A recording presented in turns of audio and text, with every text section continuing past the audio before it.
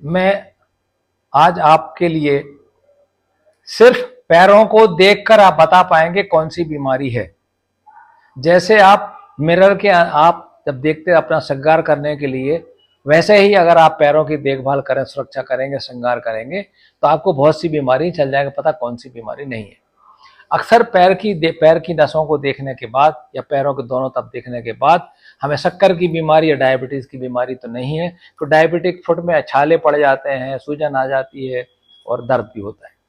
ऐसे ही खून की कमी होने से भी आँख जो नखून जो होते हैं सूजन आ जाती है और नखून चम्मच के आकार के बन जाते हैं या टूटने लगते हैं। हृदय की बीमारी में भी अगर घुटने के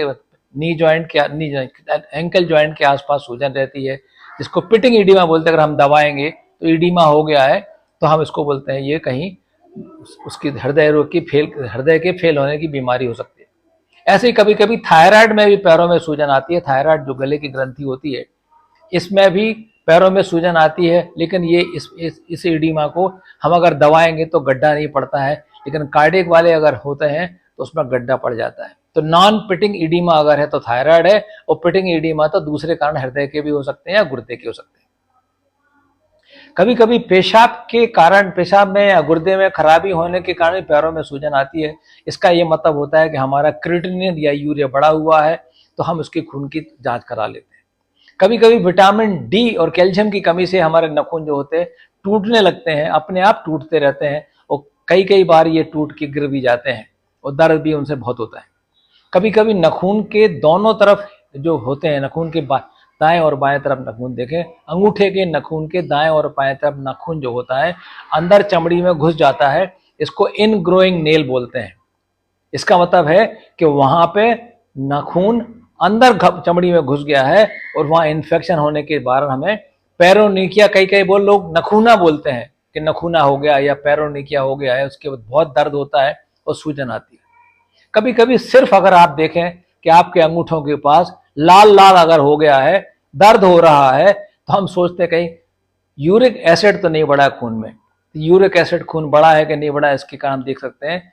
इसको बोलते हैं गाउटी आर्थराइटिस, माने गठियाबात की आर्थराइटिस। या कभी कभी अगर दोनों अगर नखूनों के पास देखें, दोनों अंगूठे के पास देखें, अगर सूजन वहां बहुत ज्यादा आ रही है और अगर दर्द भी हो रहा है, लाल लाल पड़ गया है, तो हम ये बोल सकते हैं कि इसको गठिया के साथ साथ यूरिक एसिड के बढ़ने से हमें यूरिक एसिड की बीमारी हो सकती है, जिसमें हम लोग बोलते हैं कि यूरिक एसिड अगर बढ़ रहा है तो हरी सब्जियों में हम लोग पालक नहीं खाने को बोलते हैं, और जो सब्जियां होती हैं हम कभी बोलते हैं इनको नहीं खाना है, क्योंकि पालक में, मूली में, टमाटर में या प्योर मिल्क में भी कई कई बार यूरिक एसिड ज़्यादा होता है, और ये शरीर में अगर ज़्यादा बढ़ जाता है तो हमें लगातार 2-3 हफ्ते तक दवाई खाना पड़ती है, चलने फिरने में तकलीफ होती है। कभी कभी आपका जूता जो होता है, जूता पहनते पहनते आपको लगता है कि हमारा अंगूठा दब रहा है और दबने से हमको दर्द होने लगता है, तो हम लोग कई बार बीमारी का देखते कि बीमारी तो नहीं है। बीमारी नहीं कि आपका जूता आपके पैरों को काट रहा है या वहां छाले पड़ रहे हैं, या कभी कभी फुड़ियाँ फुंसी तरीके जैसे जल गया हो ऐसा होता, फूल जाता है, तो जूतों को ढीले पहनना चाहिए। कई कई बार हम ये देखते हैं कि नाखून के नीचे या नाखून के ऊपर काली काली धारियां पड़ जा रही हैं। तो कोरोना काल में अगर वो काली धारियां पड़ती थी तो उसको हम बोलते थे म्यूकोरमाइकोसिस, फंगल इन्फेक्शन हो गया है। ये काफी डेंजरस होता है और हमें इसका ध्यान रखना पड़ता है। नाखून के नीचे फंगस इन्फेक्शन भी, हमारा जो वो काला काला दाग पड़ जाता है, या नाखून के नाखून जो होता है काफी मोटा हो जाता है, हम काट नहीं पाते हैं नाखून के नीचे, और उसके नाखून अंगूठी के ऊपर वाले हिस्से का हिस्सा भी काफी मोटा हो जाता है, जिसको हम बोलते हैं फाइटोसिस। माने फंगस की मात्रा इतनी ज्यादा हो गई है कि नाखून और अंगूठे के बीच में काफी लंबा गैप हो जाता है और हम नाखून काट भी नहीं पाते हैं।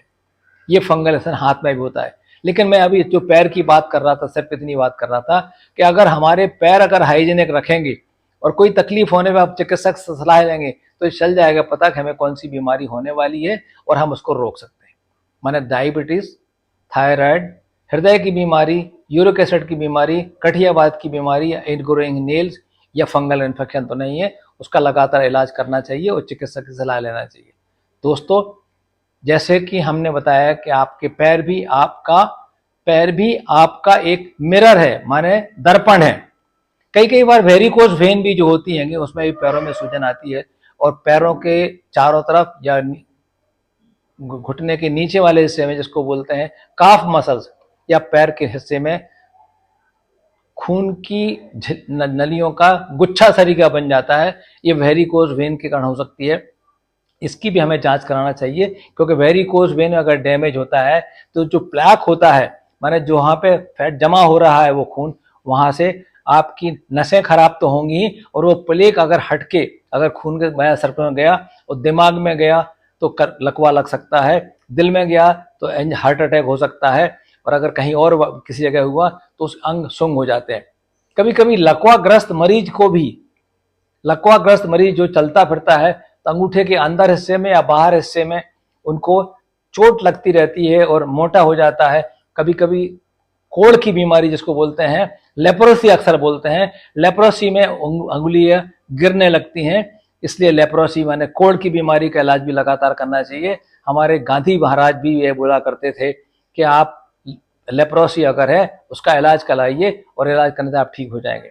दोस्तों, इन चीज़ों को मैंने जो बताया ध्यान रखिए, अपने पैर को साफ सफाई रखिए, ढीले जूते पहनिए, और अगर कोई तकलीफ हो रही तो तुरंत चिकित्सक सलाह लीजिए और जांच करा लीजिए। धन्यवाद, धन्यवाद, धन्यवाद।